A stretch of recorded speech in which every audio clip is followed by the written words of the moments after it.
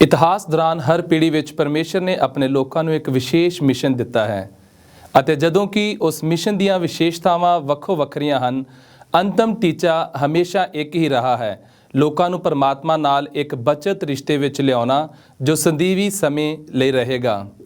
ਇਸ ਸਮੇਂ ਸਾਡੇ ਸੰਸਾਰ ਵਿੱਚ ਵਿਆਪਕ ਯੁੱਧ, ਕੁਦਰਤੀ ਆਫਤਾਂ, ਬਿਮਾਰੀਆਂ ਅਤੇ ਹੋਰ ਭਿਆਨਕ ਘਟਨਾਵਾਂ ਵਾਪਰ ਰਹੀਆਂ ਹਨ। ਬਹੁਤ ਸਾਰੇ ਲੋਕ ਡਰ ਰਹੇ ਹਨ ਅਤੇ ਹੈਰਾਨ ਹਨ ਕਿ ਅਸੀਂ ਧਰਤੀ ਦੇ ਇਤਿਹਾਸ ਦੇ ਅੰਤਮ ਦਿਨਾਂ ਵਿੱਚ ਜੀ ਰਹੇ ਹਾਂ। ਬਾਈਬਲ ਦੇ ਅਨੁਸਾਰ ਅੱਜ ਅਸੀਂ ਤੁਹਾਨੂੰ ਬਾਈਬਲ ਵਿੱਚ ਦਾਨੀਏਲ ਅਤੇ ਪ੍ਰਕਾਸ਼ ਦੀ ਪੋਥੀ ਦੀਆਂ ਭਵਿੱਖਬਾਣੀਆਂ ਤੋਂ ਜਾਣੂ ਕਰਵਾਵਾਂਗੇ ਜੋ ਸਾਨੂੰ ਆਉਣ ਵਾਲੇ ਸਮੇਂ ਬਾਰੇ ਚੇਤਾਵਨੀਆਂ ਦਿੰਦੀਆਂ ਹਨ। ਇਹਨਾਂ ਦਾ ਅਧਿਐਨ ਕਰਨ ਦੁਆਰਾ ਅਸੀਂ ਤਿਆਰ ਹੋ ਸਕਦੇ ਹਾਂ ਅਤੇ ਇਹ ਪਤਾ ਲੱਗ ਸਕਦਾ ਹੈ ਕਿ ਧਰਤੀ ਦੇ ਇਤਿਹਾਸ ਦੇ ਇਹਨਾਂ ਅੰਤਿਮ ਦਿਨਾਂ ਵਿੱਚ ਸਾਡੇ ਲਈ ਪਰਮੇਸ਼ਰ ਦਾ ਖਾਸ ਮਕਸਦ ਕੀ ਹੈ। ਪਰ ਇਹਨਾਂ ਭਵਿੱਖਬਾਣੀਆਂ ਨੂੰ ਸਮਝਣ ਲਈ ਪਹਿਲਾਂ ਸਾਨੂੰ ਕੁਝ ਸੰਦਰਭਾਂ ਦੀ ਲੋੜ ਹੈ। ਇਸ ਲਈ ਇੱਥੇ ਇੱਕ ਸੰਖੇਪ ਇਤਿਹਾਸ ਸਬਕ ਹੈ। 2500 ਤੋਂ ਜ਼ਿਆਦਾ ਸਾਲ ਪਹਿਲਾਂ ਪਰਮੇਸ਼ਰ ਨੇ ਇੱਕ ਨੌਜਵਾਨ ਨੂੰ ਇੱਕ ਮਹੱਤਵਪੂਰਨ ਮਿਸ਼ਨ ਲਈ ਬੁਲਾਇਆ। ਇਸ ਮਿਸ਼ਨ ਦਾ ਪ੍ਰਭਾਵ ਨਾ ਸਿਰਫ ਉਸ ਦੇ ਜੀਵਨ ਕਾਲ ਵਿੱਚ ਰਹਾ, ਸਗੋਂ ਯੁੱਗ ਵਿੱਚ ਅੱਜ ਤੀਕ ਵੀ ਫੈਲਿਆ ਹੋਇਆ ਹੈ। ਬਾਈਬਲ ਵਿੱਚ ਪ੍ਰਕਾਸ਼ ਦੀ ਪੋਥੀ 10 ਬਾਬ ਉਹਦੀ 8 ਤੋਂ 9 ਇਹਨਾਂ ਭਵਿੱਖਬਾਣੀਆਂ ਬਾਰੇ ਗੱਲ ਕਰਦੀ ਹੈ ਜੋ ਦਾਨੀਏਲ ਨੇ ਖੋਲੀਆਂ ਸਨ ਅਤੇ ਉਹਨਾਂ ਨੂੰ ਇੱਕ ਛੋਟੀ ਕਿਤਾਬ ਵਜੋਂ ਵਰਜਨ ਕਰਦੀ ਹੈ ਅਤੇ ਅੰਤ ਦੇ ਸਮੇਂ ਤੱਕ ਸੀਲ ਕੀਤੀ ਜਾਵੇਗੀ। ਦਾਨੀਏਲ ਨੂੰ ਦਿੱਤੀਆਂ ਇਹ ਭਵਿੱਖਬਾਣੀਆਂ ਪ੍ਰਤੀਕ ਨਾਲ ਭਰੀਆਂ ਹੋਈਆਂ ਹਨ ਅਤੇ ਸ਼ਾਇਦ ਮੁਸ਼ਕਲ ਲੱਗ ਸਕਦੀਆਂ ਹਨ, ਪਰ ਉਹਨਾਂ ਨੂੰ ਸਮਝਣਾ ਮਹੱਤਵਪੂਰਨ ਹੈ ਕਿਉਂਕਿ ਅੱਜ ਵੀ ਉਹਨਾਂ ਦੇ ਅਸਲ ਅਰਥ ਪ੍ਰਗਟ ਕੀਤੇ ਜਾ ਰਹੇ ਹਨ। ਚੇਲੇ ਯਹੂਨਾ, ਜਿਸ ਨੇ ਪ੍ਰਕਾਸ਼ ਦੀ ਪੋਥੀ ਲਿਖੀ ਸੀ, ਨੂੰ ਪਰਮੇਸ਼ਰ ਦੁਆਰਾ ਕਹਾ ਗਿਆ ਹੈ ਕਿ ਉਹ ਛੋਟੀ ਕਿਤਾਬ ਨੂੰ ਲੈ ਜੋ ਖੁੱਲੀ ਹੈ ਅਤੇ ਇਸ ਨੂੰ ਖਾਓ ਅਤੇ ਇਹ ਤੁਹਾਡੇ ਪੇਟ ਨੂੰ ਕੌੜਾ ਬਣਾ ਦੇਵੇਗੀ, ਪਰ ਇਹ ਤੁਹਾਡੇ ਮੂੰਹ ਵਿੱਚ ਸ਼ਹਿਦ ਵਾਂਗ ਮਿੱਠੀ ਹੋਵੇਗੀ। ਕਿਤਾਬਾਂ ਖਾਣੀਆਂ ਸ਼ਹਿਦ ਵਾਂਗ ਮਿੱਠਾ ਪਰ ਕੌੜਾ, ਇਸ ਸਭ ਦਾ ਕੀ ਮਤਲਬ ਹੈ? ਆਓ ਇਸ ਨੂੰ ਅਸੀਂ ਦੇਖਦੇ ਹਾਂ। ਇਹ ਛੋਟੀ ਕਿਤਾਬ ਜੋ ਅਸੀਂ ਕਹਾ ਹੈ ਪਰਮੇਸ਼ਰ ਦੁਆਰਾ ਦਾਨੀਏਲ ਨੂੰ ਦਿੱਤੀਆਂ ਗਈਆਂ ਭਵਿੱਖਬਾਣੀਆਂ ਨੂੰ ਦਰਸਾਉਂਦੀ ਹੈ, ਜਿਸ ਨੂੰ 2300 ਦਿਨ ਦੀ ਭਵਿੱਖਬਾਣੀ ਕਹਾ ਜਾਂਦਾ ਹੈ। ਗੁੰਝਲਦਾਰ ਵੇਰਵਿਆਂ ਵਿੱਚ ਜਾਣ ਤੋਂ ਬਿਨਾਂ ਅਸਲ ਵਿੱਚ ਅਸੀਂ ਜਾਣਦੇ ਹਾਂ ਕਿ ਇੱਕ ਦਿਨ ਦਾਨੀਏਲ ਅਤੇ ਪ੍ਰਕਾਸ਼ ਦੀ ਪੋਥੀ ਦੀਆਂ ਭਵਿੱਖਬਾਣੀਆਂ ਵਿੱਚ ਇੱਕ ਸਾਲ ਦੇ ਬਰਾਬਰ ਹੈ। 1800 ਦੇ ਦਹਾਕੇ ਦੇ ਮੱਧ ਵਿੱਚ ਈਸਾਈਆਂ ਨੇ ਇੱਕ ਭਵਿੱਖਬਾਣੀ ਦਾ ਅਧਿਐਨ ਕੀਤਾ ਸੀ ਅਤੇ ਗਣਨਾ ਕੀਤੀ ਸੀ ਕਿ 2300 ਸਾਲ ਖਤਮ ਹੋ ਗਏ ਸਨ ਅਤੇ ਯਿਸੂ 1844 ਵਿੱਚ ਵਾਪਸ ਆਵੇਗਾ। ਜਿਵੇਂ ਕਿ ਛੋਟੀ ਕਿਤਾਬ ਜੌਨ ਬਾਰੇ ਗੱਲ ਕਰਦਾ ਹੈ, ਇਹ ਚੰਗੀ ਤਰ੍ਹਾਂ ਅਧਿਐਨ ਕੀਤੀ ਗਈ ਭਵਿੱਖਬਾਣੀ ਉਸ ਸਮੇਂ ਈਸਾਈਆਂ ਲਈ ਮਿੱਠੀ ਸੀ, ਪਰ ਜਦੋਂ ਯਿਸੂ ਵਾਪਸ ਨਹੀਂ ਆਇਆ ਤਾਂ ਉਹ ਬੁਰੀ ਤਰ੍ਹਾਂ ਨਿਰਾਸ਼ ਹੋ ਗਏ ਸਨ। ਇਸ ਘਟਨਾ ਨੂੰ ਅਸੀਂ ਮਹਾਨ ਨਿਰਾਸ਼ਾ ਕਹਿੰਦੇ ਹਾਂ ਅਤੇ ਇਹ 22 ਅਕਤੂਬਰ 1844 ਨੂੰ ਵਾਪਰੀ ਸੀ। ਯਿਸੂ ਦੇ ਨਾਂ ਆਉਣ ਦਾ ਕਾਰਨ ਇਹ ਸੀ ਕਿਉਂਕਿ ਪਰਮੇਸ਼ਰ ਦੇ ਇਹਨਾਂ ਪੈਰੋਕਾਰਾਂ ਨੂੰ ਬਾਈਬਲ ਵਿੱਚ ਕੁਝ ਮਹੱਤਵਪੂਰਨ ਵੇਰਵਿਆਂ ਨੂੰ ਗਲਤ ਸਮਝਾਇਆ ਅਤੇ ਨਜ਼ਰ ਅੰਦਾਜ਼ ਕੀਤਾ ਸੀ। ਪ੍ਰਕਾਸ਼ ਦੀ ਪੋਥੀ ਵਿੱਚ ਇੱਕ ਵਾਧੂ ਪ੍ਰਤੀਕ ਸੰਦੇਸ਼ ਸੀ ਕਿ ਉਹ ਅਜੇ ਵੀ ਡਿਕੋਡ ਕਰਨ ਦੇ ਯੋਗ ਨਹੀਂ ਸਨ। ਇਹ ਅਧਿਆਇ 14 ਆਇਤ 6 ਤੋਂ 12 ਵਿੱਚ ਪਾਇਆ ਗਿਆ ਹੈ ਅਤੇ ਇਸ ਨੂੰ 3 ਦਿਨਾਂ ਦੇ ਸੰਦੇਸ਼ ਕਹਾ ਜਾਂਦਾ ਹੈ। ਮਿਲਾ ਕੇ ਇਹ 3 ਸੰਦੇਸ਼ ਸਾਰੇ ਸੰਸਾਰ ਲਈ ਪਰਮਾਤਮਾ ਦੀ ਅੰਤਮ ਅਪੀਲ ਹਨ।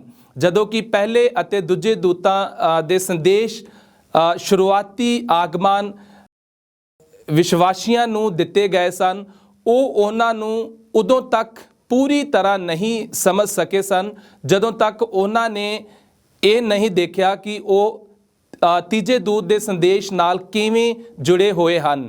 ਇਹ ਸੰਦੇਸ਼ ਯਿਸੂ ਦੇ ਵਾਪਸ ਆਉਣ ਤੋਂ ਪਹਿਲਾਂ ਹੋਰ ਵੀ ਢੁਕਵੇਂ ਜਾਂਦੇ ਹਨ। ਇਸ ਲਈ ਇਹ ਤੱਥ ਕਿ ਅਸੀਂ ਇਹ ਬਿਹਤਰ ਸਮਝਦੇ ਹਾਂ ਦਾ ਮਤਲਬ ਹੈ ਕਿ ਅਸੀਂ ਯਿਸੂ ਦੇ ਦੂਜੇ ਆਉਣ ਦੇ ਨੇੜੇ ਹਾਂ। ਪਰਮਾਤਮਾ ਨੇ ਸਾਨੂੰ ਇਹਨਾਂ ਸੰਦੇਸ਼ਾਂ ਨੂੰ ਦੁਨੀਆ ਨਾਲ ਸਾਂਝਾ ਕਰਨ ਲਈ ਕਿਹਾ ਹੈ ਅਤੇ ਲੋਕਾਂ ਨੂੰ ਉਸ ਦੇ ਨਾਲ ਇੱਕ ਬਚਾਉਣ ਵਾਲੇ ਰਿਸ਼ਤੇ ਵਿੱਚ ਲਿਆਉਣ ਦੇ ਆਪਣੇ ਮਿਸ਼ਨ ਨੂੰ ਪੂਰਾ ਕਰਨ ਲਈ ਕਿਹਾ ਹੈ। ਪਰ ਅਜਿਹਾ ਕਰਨ ਲਈ ਸਾਨੂੰ ਉਹਨਾਂ ਨੂੰ ਸਮਝਣ ਦੀ ਲੋੜ ਹੈ। ਇਸ ਲਈ ਆਓ ਦੇਖਦੇ ਹਾਂ ਪਹਿਲਾ ਸੁਨੇਹਾ ਪਹਿਲੇ ਦੂਤ ਦਾ ਸੰਦੇਸ਼ ਪ੍ਰਕਾਸ਼ ਦੀ ਪੋਥੀ 14 ਅਤੇ ਆਇਤ 6 ਅਤੇ 7 ਵਿੱਚ ਪਾਇਆ ਜਾਂਦਾ ਹੈ। ਇਹ ਸਦੀਵੀ ਖੁਸ਼ਖਬਰੀ ਦਾ ਐਲਾਨ ਕਰਦਾ ਹੈ ਅਤੇ ਸੰਸਾਰ ਨੂੰ ਦੱਸਦਾ ਹੈ ਕਿ ਪਰਮੇਸ਼ਰ ਦਾ ਨਿਆਂ ਆ ਗਿਆ ਹੈ। ਇਹ ਪਹਿਲਾ ਦੂਤ ਫਿਰ ਸੰਸਾਰ ਨੂੰ ਉਸ ਦੀ ਉਪਾਸਨਾ ਕਰਨ ਲਈ ਕਹਿੰਦਾ ਹੈ ਜਿਸ ਨੇ ਆਕਾਸ਼ ਅਤੇ ਧਰਤੀ, ਸਮੁੰਦਰ ਅਤੇ ਪਾਣੀ ਦੇ ਚਸ਼ਮੇ ਬਣਾਏ। ਅੱਜ ਬਹੁਤ ਲੋਕ 1859 ਵਿੱਚ ਚਾਰਲਸ ਡਾਰਵਿਨ ਦੁਆਰਾ ਪ੍ਰਸਤਾਵਿਤ ਕੁਦਰਤੀ ਵਿਕਾਸ ਦੇ ਸਿਧਾਂਤ ਵਿੱਚ ਵਿਸ਼ਵਾਸ ਕਰਦੇ ਹਨ। ਇਹ ਵਿਸ਼ਵ ਦ੍ਰਿਸ਼ਟੀ ਦਾ ਸਿਰਫ ਸਾਡੇ ਸਿਰਜਣਹਾਰ ਵਜੋਂ ਪਰਮੇਸ਼ਰ ਦੀ ਭੂਮਿਕਾ ਤੋਂ ਇਨਕਾਰ ਕਰਦੀ ਹੈ, ਸਗੋਂ ਉਸ ਦੇ ਚਰਿੱਤਰ ਨੂੰ ਵੀ ਵਿਗਾੜਦੀ ਹੈ। ਕੁਝ ਮਸੀਹ ਸੋਚਦੇ ਹਨ ਕਿ ਤੁਸੀਂ ਰੱਬ ਨੂੰ ਸਿਰਜਣਹਾਰ ਅਤੇ ਵਿਕਾਸ ਦੀ ਪ੍ਰਕਿਰਿਆ ਦੇ ਰੂਪ ਵਿੱਚ ਵਿਸ਼ਵਾਸ ਕਰ ਸਕਦੇ ਹੋ। ਉਹ ਮੰਨਦੇ ਹਨ ਕਿ ਪ੍ਰਮਾਤਮਾ ਵਿਕਾਸ ਦੀ ਪ੍ਰਕਿਰਿਆ ਨੂੰ ਗਤੀ ਵਿੱਚ ਸਥਾਪਿਤ ਕੀਤਾ ਹੈ, ਪਰ ਇਹ ਅਰਥ ਨਹੀਂ ਰੱਖਦਾ। ਇਸ ਬਾਰੇ ਸੋਚੋ, ਜੇ ਕੁਦਰਤੀ ਚੋਣ ਦੀ ਪ੍ਰਕਿਰਿਆ ਅਤੇ ਇਸ ਲਈ ਮੌਤ ਆਦਮ ਅਤੇ ਹਵਾ ਦੀ ਹੋਣ ਤੋਂ ਪਹਿਲਾਂ ਹੋਈ ਸੀ, ਤਾਂ ਇਸ ਦਾ ਅਰਥ ਹੈ ਕਿ ਆਦਮ ਅਤੇ ਹਵਾ ਦੁਆਰਾ ਫਲ ਖਾਣ ਅਤੇ ਸੰਸਾਰ ਵਿੱਚ ਪਾਪ ਨੂੰ ਸੱਦਾ ਦੇਣ ਦੀ ਚੇਤਨ ਚੋਣ ਕਰਨ ਤੋਂ ਪਹਿਲਾਂ ਪਾਪ ਇਸ ਸੰਸਾਰ ਵਿੱਚ ਮੌਜੂਦ ਹੁੰਦਾ। ਇਹ ਕੋਈ ਅਰਥ ਨਹੀਂ ਰੱਖਦਾ।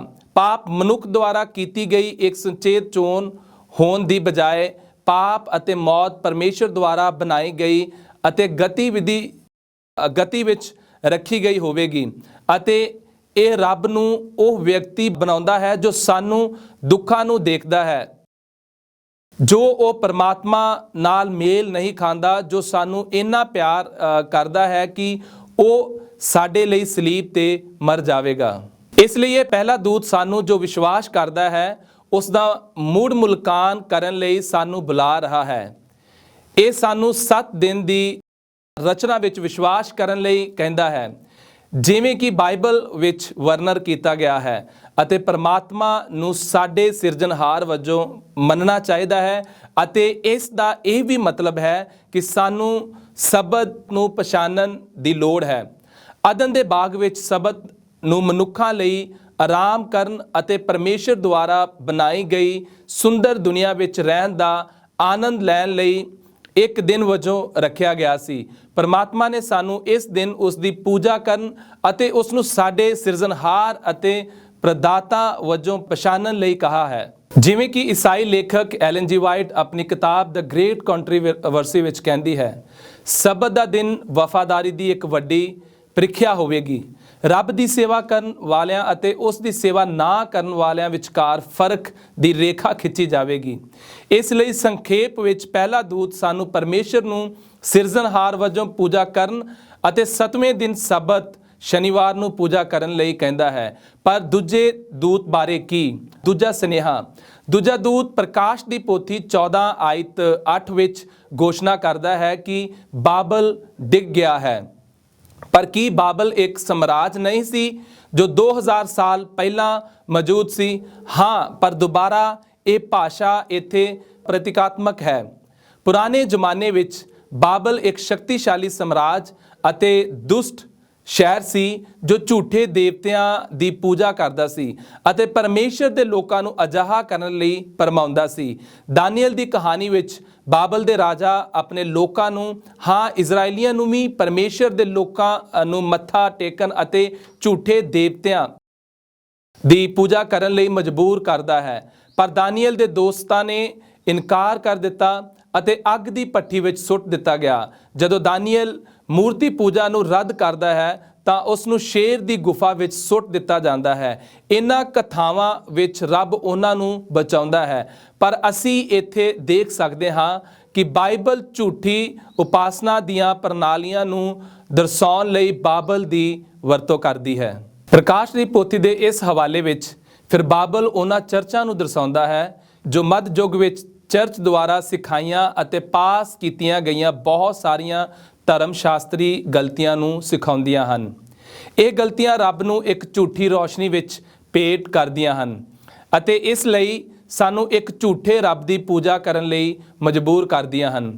ਆਪਣੀ ਕਿਤਾਬ ਦ ਗ੍ਰੇਟ ਕੰਟਰੋਵਰਸੀ ਵਿੱਚ ਲੇਖਕ ਐਲਨ ਜੀ ਵਾਈਟ ਦੇ ਅਨੁਸਾਰ ਬਾਬਲ ਉਦੋਂ ਤੱਕ ਪੂਰੀ ਤਰ੍ਹਾਂ ਨਹੀਂ ਡਿੱਗੇਗਾ ਜਦੋਂ ਤੱਕ ਈਸਾਈ ਚਰਚ ਅੰਤ ਵਿੱਚ ਸ਼ੈਤਾਨ ਦੇ ਮਜ਼ਬੂਤ ਧਰਮ ਨੂੰ ਸਵੀਕਾਰ ਨਹੀਂ ਕਰਦਾ ਅਤੇ 3 ਦੂਤਾਂ ਦੇ ਸੰਦੇਸ਼ਾਂ ਨੂੰ ਪੂਰੀ ਤਰ੍ਹਾਂ ਰੱਦ ਨਹੀਂ ਕਰਦਾ। ਭਾਵ ਰੱਬ ਦੀ ਸਿਰਜਣਾ ਦੀ ਬਜਾਏ ਵਿਕਾਸਵਾਦ ਵਿੱਚ ਵਿਸ਼ਵਾਸ, ਐਤਵਾਰ ਨੂੰ ਝੂਠੇ ਸ਼ਬਦ ਵਜੋਂ ਅਤੇ ਰੱਬ ਦੀ ਗਲਤ ਤਸਵੀਰ ਦੀ ਪੂਜਾ ਕਰਨਾ। ਆਖਿਰਕਾਰ ਉਹ ਸਾਰੇ ਜੋ ਇਹਨਾਂ ਸੰਦੇਸ਼ਾਂ ਨੂੰ ਅਸਵੀਕਾਰ ਕਰਦੇ ਹਨ ਪੂਰੀ ਤਰ੍ਹਾਂ ਧਰਮ ਨਿਰਪੱਖ ਸੰਸਾਰ ਨਾਲ ਇਕਜੁੱਟ ਹੋ ਜਾਣਗੇ। ਸੰਸਾਰ ਜੋ ਵਿਸ਼ਵਾਸ ਕਰਦਾ ਹੈ ਉਸ ਨੂੰ ਸਵੀਕਾਰ ਅਤੇ ਵਿਸ਼ਵਾਸ ਕਰਨਗੇ।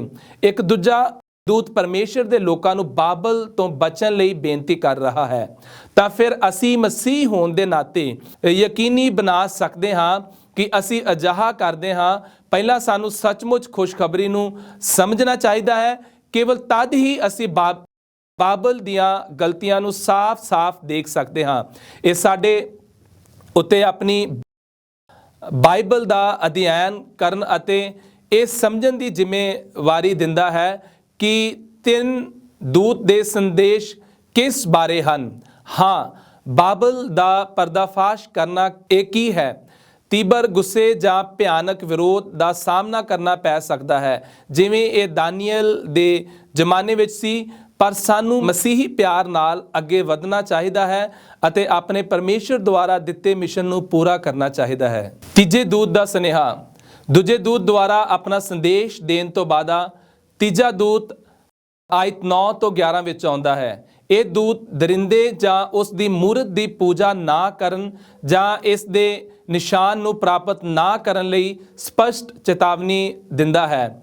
ਇੱਥੇ ਦੁਬਾਰਾ ਭਾਸ਼ਾ ਪ੍ਰਤੀਕਾਤਮਕ ਹੈ। ਬੇਸ਼ੱਕ ਜਿਵੇਂ ਕਿ ਪ੍ਰਕਾਸ਼ ਦੀ ਪੋਥੀ ਅਧਿਆਇ 13 ਪੁਸ਼ਟੀ ਕਰਦਾ ਹੈ, ਇੱਥੇ ਦਰਿੰਦਾ ਇੱਕ ਧਰਮ ਤਿਆਗੀ ਚਰਚ ਨੂੰ ਦਰਸਾਉਂਦਾ ਹੈ। ਧਰਮ ਤਿਆਗੀ ਦਾ ਅਰਥ ਹੈ ਇੱਕ ਚਰਚ ਜਿਸ ਨੇ ਬਾਈਬਲ ਵਿੱਚ ਪਾਏ ਗਏ ਪਰਮੇਸ਼ਰ ਦੀ ਸੱਚਾਈ ਨੂੰ ਤਿਆਗ ਦਿੱਤਾ ਹੈ ਅਤੇ ਧੋਖਾ ਦਿੱਤਾ ਹੈ। ਬਹੁਤ ਗੁੰਝਲਦਾਰ ਵੇਰਵੇ ਵਿੱਚ ਜਾਣ ਤੋਂ ਬਿਨਾਂ ਅਸੀਂ ਜਾਣਦੇ ਹਾਂ ਕਿ ਇਸ ਜਾਨਵਰ ਦੀ ਤਸਵੀਰ ਸੰਯੁਕਤ ਰਾਜ ਅਮਰੀਕਾ ਨੂੰ ਦਰਸਾਉਂਦੀ ਹੈ। ਮਹਾਨ ਵਿਵਾਦ ਵਿੱਚ ਐਲਨ ਜੀ ਵਾਈਟ ਦੱਸਦੀ ਹੈ ਅਮਰੀਕਾ ਨੂੰ ਜਾਨਵਰ ਦੀ ਤਸਵੀਰ ਬਣਾਉਣ ਲਈ ਧਾਰਮਿਕ ਸ਼ਕਤੀ ਨੂੰ ਸਿਵਲ ਸਰਕਾਰ ਤੇ ਇਹਨਾਂ ਨਿਯੰਤਰਣ ਕਰਨਾ ਚਾਹੀਦਾ ਹੈ ਕਿ ਰਾਜ ਦੇ ਅਧਿਕਾਰ ਨੂੰ ਵੀ ਚਰਚ ਦੁਆਰਾ ਆਪਣੇ ਉਦੇਸ਼ਾਂ ਨੂੰ ਪੂਰਾ ਕਰਨ ਲਈ ਨਿਯੁਕਤ ਕੀਤਾ ਜਾਵੇਗਾ। 200 ਤੋਂ ਵੱਧ ਸਾਲਾਂ ਤੋਂ ਸੰਯੁਕਤ ਰਾਜ ਅਮਰੀਕਾ ਧਾਰਮਿਕ ਆਜ਼ਾਦੀ ਦੇ ਪ੍ਰਤੀਕ ਵਜੋਂ ਖੜਾ ਹੈ। ਬਾਈਬਲ ਦੀ ਭਵਿੱਖਬਾਣੀ ਦੇ ਅਨੁਸਾਰ ਹਾਲਾਂਕਿ ਸਮੇਂ ਅਤੇ ਅੰਤ ਵਿੱਚ ਇਸ ਧਾਰਮਿਕ ਆਜ਼ਾਦੀ ਦੀ ਉਲੰਘਣਾ ਕੀਤੀ ਜਾਵੇਗੀ ਅਤੇ ਧਰਮ ਤਿਆਗੀ ਈਸਾਈ ਧਰਮ ਸਰਕਾਰ ਨੂੰ ਨਿਯੰਤਰਿਤ ਕਰੇਗਾ ਅਤੇ ਉਸ ਦੀਆਂ ਇੱਛਾਵਾਂ ਨੂੰ ਪੂਰਾ ਕਰਨ ਵਾਲੇ ਕਾਨੂੰਨ ਪਾਸ ਕਰੇਗਾ ਅਤੇ ਜੋ ਕੋਈ ਵੀ ਇਸ ਚਰਚ ਰਾਜ ਸੰਬੰਧਾਂ ਦੀਆਂ ਮੰਗਾਂ ਨੂੰ ਅਸਹਿਮਤ ਕਰਦਾ ਹੈ ਉਸ ਨੂੰ ਸਜ਼ਾ ਦਿੱਤੀ ਜਾਵੇਗੀ। ਇਹ ਦਰਿੰਦਾ ਲੋਕਾਂ ਨੂੰ ਪੂਜਾ ਦੇ ਝੂਠੇ ਦਿਨ ਯਾਨੀ ਐਤਵਾਰ ਦੀ ਪੂਜਾ ਕਰਨ ਲਈ ਮਜਬੂਰ ਕਰੇਗਾ। ਭਵਿੱਖਬਾਣੀ ਦੇ ਸ਼ਬਦਾਂ ਵਿੱਚ ਅਸੀਂ ਇਸ ਨੂੰ ਜਾਨਵਰ ਦਾ ਨਿਸ਼ਾਨ ਕਹਿੰਦੇ ਹਾਂ। ਹਾਲਾਂਕਿ ਇੱਕ ਚਰਚ ਇਹ ਦਲੀਲ ਦੇ ਸਕਦਾ ਹੈ ਕਿ ਉਸ ਦੇ 7ਵੇਂ ਦਿਨ ਦੇ ਸਬਤ ਨੂੰ ਸ਼ਨੀਵਾਰ ਤੋਂ ਐਤਵਾਰ ਵਿੱਚ ਬਦਲ ਦਿੱਤਾ ਹੈ ਅਤੇ ਹੋਰ ਚਰਚ ਕਹਿ ਸਕਦੇ ਹਨ ਕਿ ਉਹ ਐਤਵਾਰ ਨੂੰ ਮਸੀਹ ਦੇ ਜੀ ਉੱਠਣ ਦੀ ਯਾਦਗਾਰ ਵਜੋਂ ਪੂਜਾ ਕਰਦੇ ਹਨ। ਨਾ ਹੀ ਇਹ ਦਾਅਵਾ ਬਾਈਬਲ ਦੀ ਸਚਾਈ ਵਿੱਚ ਆਧਾਰਿਤ ਹੈ। ਆਖਰੀ ਦਿਨਾਂ ਵਿੱਚ ਧਰਮ ਤਿਆਗੀ ਧਾਰਮਿਕ ਆਗੂ ਗੁੱਸੇ ਵਿੱਚ ਆ ਜਾਣਗੇ ਕਿ ਉਸ ਸ਼ਨੀਵਾਰ ਦੀ ਪਵਿੱਤਰਤਾ ਲਈ ਸ਼ਾਸਤਰੀ ਸਬੂਤਾਂ ਦਾ ਖੰਡਨ ਨਹੀਂ ਕਰ ਸਕਦੇ ਅਤੇ ਸਬਤ ਦੇ ਰੱਖਿਆਕਾਂ ਨੂੰ ਸਤਾਇਆ ਜਾਵੇਗਾ ਅਤੇ ਕੈਦ ਕੀਤਾ ਜਾਵੇਗਾ। ਇਹਨਾਂ ਘਟਨਾਵਾਂ ਦੇ ਦੌਰਾਨ ਤੀਜੇ ਦੂਤ ਦੇ ਸੰਦੇਸ਼ ਦਾ ਇੱਕ ਸ਼ਕਤੀਸ਼ਾਲੀ ਪ੍ਰਭਾਵ ਹੋਵੇਗਾ ਕਿਉਂਕਿ ਲੋਕ ਭਵਿੱਖਬਾਣੀਆਂ ਨੂੰ ਬਿਲਕੁਲ ਉਸੇ ਤਰ੍ਹਾਂ ਪੂਰਾ ਹੁੰਦਾ ਦੇਖਦੇ ਹਨ ਜਿਵੇਂ ਕਿ ਬਾਈਬਲ ਨੇ ਕਹਾ ਸੀ। ਹਾਲਾਂਕਿ ਇਹ ਸਭ ਕੁਝ ਥੋੜਾ ਡਰਾਉਣਾ ਅਤੇ ਜ਼ਬਰਦਸਤ ਲੱਗ ਸਕਦਾ ਹੈ।